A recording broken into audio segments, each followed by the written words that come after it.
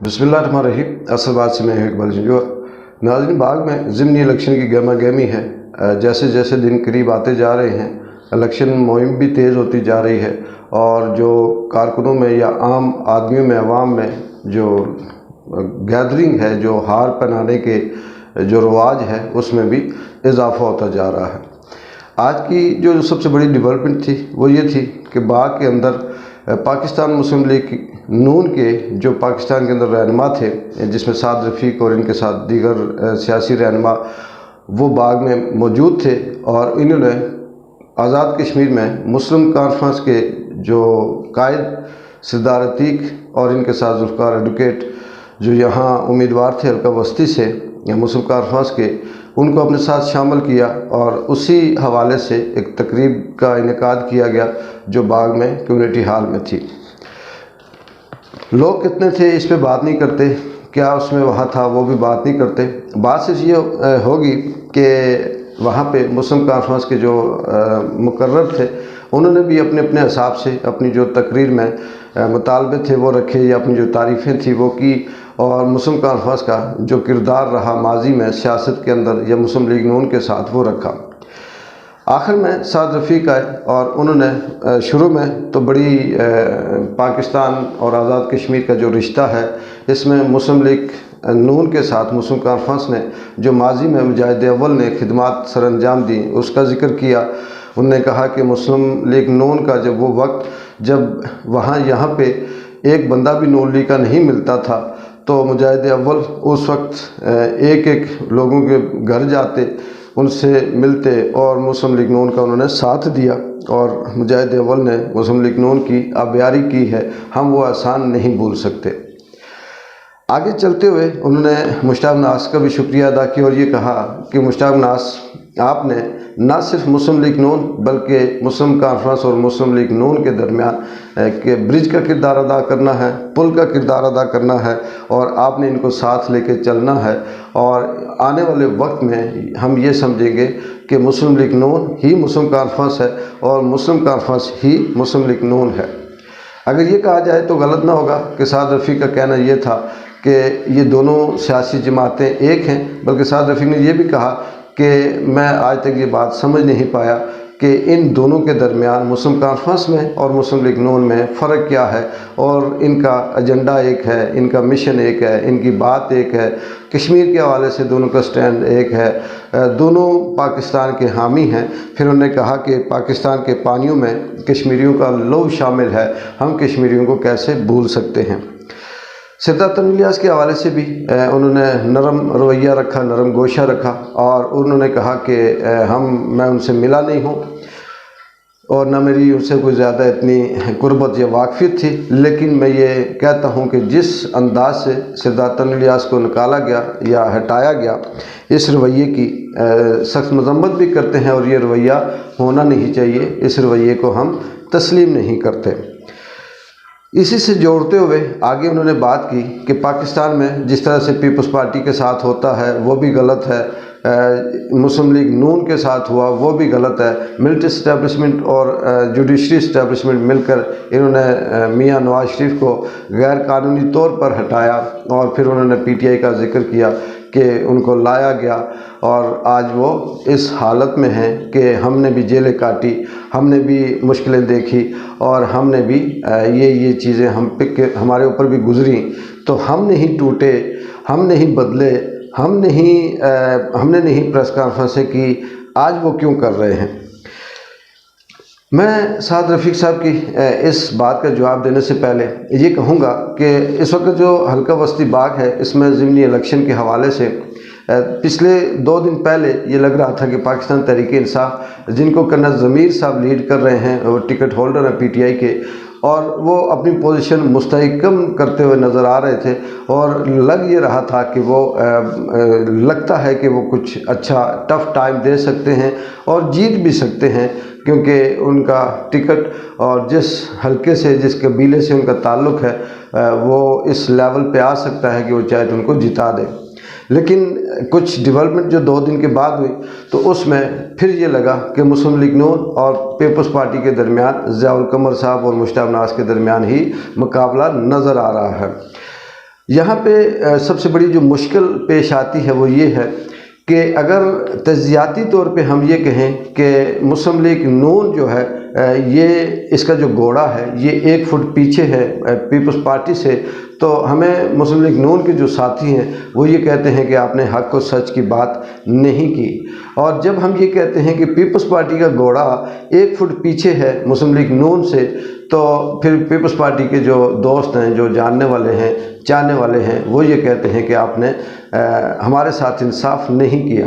اس لیے یہ بات بڑی مشکل ہے، کیونکہ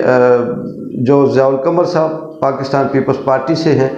وہ بھی منجے ہوئے سیاسی کارکن ہیں، پیدائشی سیاسی کارکن ہیں، اور انہیں بھی 15 سال ہو گئے ہیں، بلکہ 2 دہائیاں ہو گئی ہیں سیاست کے اندر پریکٹیکلی طور پہ آنے کی اور جدوجہد کرنے کی۔ وہ بھی ایک ایک رگ جانتے ہیں، ایک ایک رمز جانتے ہیں کہ کس طرح سے سیاست میں محنت کی جاتی ہے اور حلقے میں لوگوں کے ساتھ کس طرح سے ووٹ بینک کو بڑھایا جاتا ہے، اور ان کی جو جدوجہد ہے وہ اپنی اسٹریٹجی کے مطابق، اپنی کوشش کے مطابق وہ بھی جاری رکھے ہوئے ہیں۔ دوسری طرف مشتاق ناز جو سیاستدان بھی ہیں اور صحافی بھی رہے ہیں، اور ان کو بھی یہ گر تمام آتے ہیں کہ کس طرح سے حلقے کے اندر عوام سے ملا جاتا ہے، ووٹ بینک کس طرح سے بڑھایا جاتا ہے، کمپین کیسے چلائی جاتی ہے، اور وہ اسی حوالے سے، اسی اسٹریٹجی کے ساتھ ابھی تک بہت اچھا کھیل رہے ہیں۔ اور ان دونوں جماعتوں کا، ان دونوں کینڈیڈیٹس کا بالکل 1 to 1 مقابلہ ہے، اور کون کہاں پہ کمزور ہے اور کون کہاں پہ زیادہ مضبوط ہے یہ اگلے ویلاگ میں بتاؤں گا۔ لیکن کچھ ابھی حلقے کے اندر 2-4 ایسی شخصیات ہیں یا ایسے لوگ ہیں جن کا انتظار کیا جا رہا ہے، جس میں تنویر الیاس بھی ہے کہ تنویر الیاس صاحب اپنے ووٹروں کو، اپنے سپورٹروں کو کیا اشارہ دیتے ہیں کہ پیپلز پارٹی کی حمایت کریں یا نون لیگ کی، تو اس سے بھی کافی فرق پڑے گا اور پھر وہ پلڑا زیادہ بھاری ہو جائے گا۔ اور اسی طرح سے کچھ حلقے کے اندر ایسے الیکٹیبل یا سلیکٹیبل لوگ بھی ہیں جو اثر رسوخ اپنے گاؤں کی حد تک رکھتے ہیں، وہ بھی اگر کسی ایک سائڈ پہ سے آ جائیں تو کافی فرق پڑ سکتا ہے۔ اب میں آتا ہوں آخری 2 منٹ میں کہ سعد رفیق صاحب، آپ نے پاکستان کی کافی یہاں پہ تقریر کرتے ہوئے یہ کہا کہ آپ نے بھی جیلیں کاٹی، کوئی شک نہیں، آپ کے اوپر بھی مشکل وقت آیا، کوئی شک نہیں ہے، آپ کی حکومت کو، میاں نواز شریف صاحب کو غیر قانونی طور پہ ہٹایا گیا یا قانونی طور پہ ہٹایا گیا، یہ پاکستان کی عدلیہ جو عدالتی نظام ہے وہ 70 سالوں سے آپ کے سامنے ہے، آپ مجھ سے زیادہ بہتر جانتے ہیں۔ اور اس کے ساتھ آپ نے جو پاکستان تحریک انصاف تحریک انصاف کے جو کارکن بند ہیں، جو ان کے رہنما بند ہیں، جو قائد ان کے بند ہیں، ان پہ تنقید کرتے ہوئے عمران خان کو کہا کہ وہ کمزور تھا یا وہ ایک جتھا تھا، وہ کوئی سیاسی لوگ نہیں تھے۔ میرا صرف آپ سے ایک سوال ہے کہ جس طرح سے پاکستان تحریک انصاف کے لوگوں کو اٹھایا جاتا ہے، اغوا کیا جاتا ہے، ان کو مارا جاتا ہے، ان پہ تشدد کیا جاتا ہے، ان کو ٹارچر کیا جاتا ہے، اور جو نہیں مانتا اس کو اس وقت تک بند رکھا جاتا ہے، جس کی مثال شاہ محمود قریشی ہے، جس کی مثال محمد علی ہے، جس کی مثال خود عمران ریاض جو ایک صحافی ہے وہ ہے، جس کی مثال سمیع ابراہیم جو صحافی ہے جو ان کے حق میں بولتا تھا وہ ہے، اور اس وقت جو خواتین ہیں پاکستان تحریک انصاف کی، جن کی تعداد ہزاروں میں ہے، وہ بند ہیں، صرف اس لیے بند ہیں کہ ان کو مارا جا رہا ہے، ان کو تشدد کیا جا رہا ہے کہ جی آپ پاکستان تحریک انصاف چھوڑ دیں، وہ نہیں چھوڑ رہی۔ بات اگر ذاتی مار یا تشدد کی ہو تو پھر آپ کو اور پاکستان تحریک انصاف کے کارکنوں کا مقابلہ ہم یہاں کر سکتے ہیں کہ آپ میں سے کون زیادہ مضبوط ہے، لیکن آپ کی کسی ماں کو نہیں اٹھایا گیا، دھمکی دی گئی، آپ کی بہن کے ساتھ کسی نے نہیں چھیڑا، آپ کی بیٹی کو کسی نے نہیں اٹھایا، آپ کے بیٹے کو کسی نے دھمکی نہیں دی۔ جتنے بھی مسلم لیگ نون کے وہ اسیر تھے، سیاسی اسیر جو بند ہوئے اس دوران، تو ان کے خاندان کے کسی دوسری شخص کو نہیں مارا گیا۔ لیکن دوسری طرف پاکستان تحریک انصاف کے حق میں بولنے والے اور پاکستان تحریک انصاف سے جو تعلق رکھتا ہے، اگر وہ خود بند ہے، نہیں مانتا، نہیں ٹوٹتا، تو اس کی ماں، بہن، بیٹی، اس کی بچے، اس کی بانجیاں، اس کے بھتیجے، اس کی بھتیجیاں، جو اس کے خاندان میں جہاں تک لنک ہے، ایون کہ اس کا دوست ہے، اس کا جاننے والا ہے، اس کے ساتھ بیٹھنے والا ہے، ان کو اور ان کے خاندان کو اس طرح سے اغوا کیا جاتا ہے، پھر ان کو دھمکی دی جاتی ہے، پھر ان کے ساتھ ناروا سلوک کیا جاتا ہے، اور پھر ایک وقت آتا ہے کہ وہ شخص جب اپنی ماں، بہن، بیٹی کو دیکھتا ہے کہ وہ بے گناہ بند ہے تو وہ ٹوٹ جاتا ہے۔ اس لیے پلیز آپ ذرا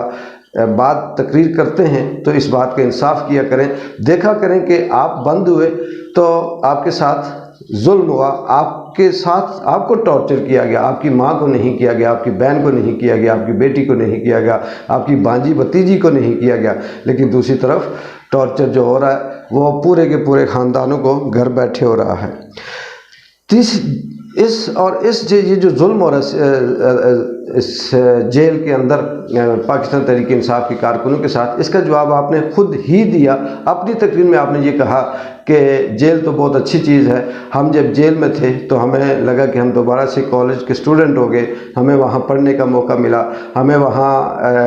عبادت کرنے کا موقع ملا، ہمیں وہاں لکھنے کا موقع ملا، ہمیں وہاں سوچنے کا موقع ملا۔ یہ آپ کے الفاظ ہیں، آپ نے جو بعد میں تقریر کی آپ نے یہ کہا۔ یہ خود اندازہ کر لیں کہ اگر آپ کو ایسی اسیری تھی، آپ ایسے قیدی تھے کہ آپ پڑھ بھی سکتے تھے، لکھ بھی سکتے تھے،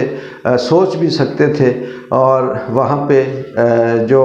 آپ عبادت بھی کر سکتے تھے، تو پھر اس کا مطلب یہ ہوا کہ آپ کس لیول کے قیدی تھے۔ دوسری طرف جس کی یاسمین راشد گواہ ہے، اور دوسری جو ڈاکٹر ہیں پاکستان تحریک انصاف کی، وہ بھی گواہ ہیں کہ ان کو بیٹھنے کے لیے کرسی تک نہیں دی گئی، 24 گھنٹے کھڑا رکھا گیا، ان کے پاؤں سوج گئے، وہاں خالی فرش تھا، اور پھر ان کے ساتھ نہ صرف ان کے ساتھ بلکہ پاکستان تحریک انصاف کے جتنے بھی اسیر ہیں، چاہنے والے یا ماننے والے یا کارکن بند ہیں، ان کو نہ صرف ایک کمرے میں رکھا جا رہا ہے بلکہ ان کو سونے بھی نہیں دیا جا رہا۔ ہر 10 منٹ کے بعد، 20 منٹ کے بعد انہیں ٹارچر کیا جا رہا ہے اور انہیں مجبور کیا جا رہا ہے۔ اگر ان کو بھی اسی طرح سے آپ پلیز آرڈر کر دیں اپنی جوڈیشری کو یا اپنے اس آقا کو، اپنے جو آپ کے حکمران ہیں، کہ یہ جو بند ہیں ان کو پڑھنے کا موقع دیا جائے، عبادت کا موقع دیا جائے، لکھنے اور سوچنے کا موقع دیا جائے، تو پھر بے شک آپ بند رکھیں۔ پھر آپ نے یہ بھی کہا کہ ہم جس جیل میں بند رہے وہ 1800 پتہ نہیں کون سی انگریزوں کے دور کی جیل تھی، تو ہم اس میں بند تھے، ایک ہی ٹوائلٹ تھا اور کمرہ تھا۔ تو سعد رفیق صاحب 33 سال آپ کی حکومت رہی، پھر آپ کے چاہنے والوں کی حکومت رہی، تو آپ جیلیں اچھی بنوا دیتے۔ اس کا شکوہ آپ عمران خان سے کیسے کر سکتے ہیں؟ آپ یہ کہتے ہیں کہ اس نے 4 سال میں تباہی کر دی اور آپ نے 30 سال میں کچھ نہیں کیا۔ خیر، یہ کیونکہ آپ ہمارے مہمان تھے، یہ میں چاہتا تھا کہ میرے ذہن میں جو آپ کی باتوں کا جواب آ رہا تھا وہ میں دینا چاہ رہا تھا۔ باقی آپ کا جو یہاں پہ الیکشن کمپین میں آنا یا سیاسی حوالے سے جو آپ نے مسلم کانفرنس اور مسلم لیگ نون کے حوالے سے جو باتیں کی، یہ ظاہرہ آپ کا ایک فن ہے، ہنر ہے۔ ہماری دعائیں آپ کے ساتھ بھی ہیں، مسلم لیگ نون کے ساتھ بھی ہیں، پی ٹی آئی کے ساتھ بھی ہیں، پیپلز پارٹی کے ساتھ بھی ہیں۔ دیکھتے ہیں آنے والے وقت میں بھی زیادہ سے زیادہ 2-4 دن باقی ہیں، اس میں دیکھتے ہیں کہ پیپلز پارٹی کا گھوڑا آگے نکلتا ہے یا مسلم لیگ نون کا گھوڑا آگے نکلتا ہے۔ اور اس وقت تک جو پوزیشن ہے وہ 1 to 1 ہے۔ میں اپنے کسی بھی دوست کی دل آزاری نہیں چاہتا، میں یہ کہوں کہ کوئی ایک جماعت بہتر ہے، لیکن مسلم لیگ نون مشتاق مناس نے جس طرح سے اپنے آپ کو گرو کیا ہے دوبارہ سے اس مہم میں، یہ ناقابل یقین ہے، اور بہت حد تک انہوں نے اپنے آپ کو امپروو کیا۔ بہت حد تک جو عام آدمی چیم گوئی کر رہا ہے اس میں واضح طور پہ علاقے کے اندر تقسیم ہے۔ نون لیگ کے بھی بہت حمایتی ہیں، پیپلز پارٹی کے بھی ہیں، اور اس میں یہی کہوں گا آپ سب سے کہ کسی برادریزم کو یا کسی فتنے کو یا کسی فساد کو ہوا دینے سے بہتر یہ ہے کہ سیاسی بصیرت کے ساتھ آپ اپنی مہم چلائیں، اور اپنے کارکنوں سے کہیں کہ وہ بھی اپنا جو رویہ ہے، اپنی جو اخلاقیات ہے، اسی کے دائرے میں رہتے ہوئے بات کریں، اور آگے جو جیتے گا، جس کا مقدر ہے، جس نے محنت کی ہے، وہ جیتے گا۔ اقبال جنجوعہ کو اگلی ڈیولپمنٹ تک اجازت دیں۔ اللہ حافظ۔